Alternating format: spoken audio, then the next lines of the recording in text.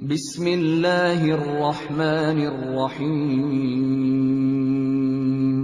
ان سے کہو کہ جو کوئی جبریل سے عداوت رکھتا ہو اسے معلوم ہونا چاہیے کہ جبریل نے اللہ ہی کے اذن سے یہ قرآن تمہارے قلب پر نازل کیا ہے، جو پہلے آئی ہوئی کتابوں کی تصدیق و تائید کرتا ہے اور ایمان لانے والوں کے لیے ہدایت اور کامیابی کی بشارت بن کر آیا ہے۔ اگر جبریل سے ان کی عداوت کا سبب یہی ہے تو کہہ دو کہ جو اللہ اور اس کے فرشتوں اور اس کے رسولوں اور جبریل اور میکائیل کے دشمن ہیں، اللہ ان کافروں کا دشمن ہے۔ ہم نے تمہاری طرف ایسی آیات نازل کی ہیں جو صاف صاف حق کا اظہار کرنے والی ہیں، اور ان کی پیروی سے صرف وہی لوگ انکار کرتے ہیں جو فاسق ہیں۔ کیا ہمیشہ ایسا ہی نہیں ہوتا رہا ہے کہ جب انہوں نے کوئی عہد کیا تو ان میں سے ایک نہ ایک گروہ نے اسے ضرور ہی بالائے طاق رکھ دیا، بلکہ ان میں سے اکثر ایسے ہی ہیں جو سچے دل سے ایمان نہیں لاتے، اور جب ان کے پاس اللہ کی طرف سے کوئی رسول اس کتاب کی تصدیق و تائید کرتا ہوا آیا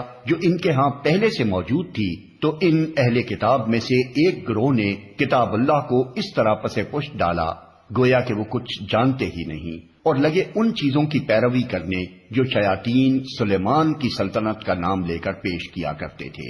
حالانکہ سلیمان نے کبھی کفر نہیں کیا۔ کفر کے مرتکب تو وہ شیاطین تھے جو لوگوں کو جادوگری کی تعلیم دیتے تھے۔ وہ پیچھے پڑے اس چیز کے جو بابل میں دو فرشتوں ہاروت و ماروت پر نازل کی گئی تھی، حالانکہ وہ فرشتے جب بھی کسی کو اس کی تعلیم دیتے تھے تو پہلے صاف طور پر متنبہ کر دیا کرتے تھے کہ دیکھ، ہم محض ایک آزمائش ہیں، تو کفر میں مبتلا نہ ہو۔ پھر بھی یہ لوگ ان سے وہ چیز سیکھتے تھے جس سے شوہر اور بیوی میں جدائی ڈال دیں۔ ظاہر تھا کہ اذن الہی کے بغیر وہ اس ذریعے سے کسی کو بھی ضرر نہ پہنچا سکتے تھے، مگر اس کے باوجود وہ ایسی چیز سیکھتے تھے جو خود ان کے لیے نفع بخش نہیں بلکہ نقصان دہ تھی، اور انہیں خوب معلوم تھا کہ جو اس چیز کا خریدار بنا اس کے لیے آخرت میں کوئی حصہ نہیں۔ کتنی بری متاع تھی جس کے بدلے انہوں نے اپنی جانوں کو بیچ ڈالا، کاش انہیں معلوم ہوتا۔ اگر وہ ایمان اور تقوی اختیار کرتے تو اللہ کے ہاں اس کا جو بدلہ ملتا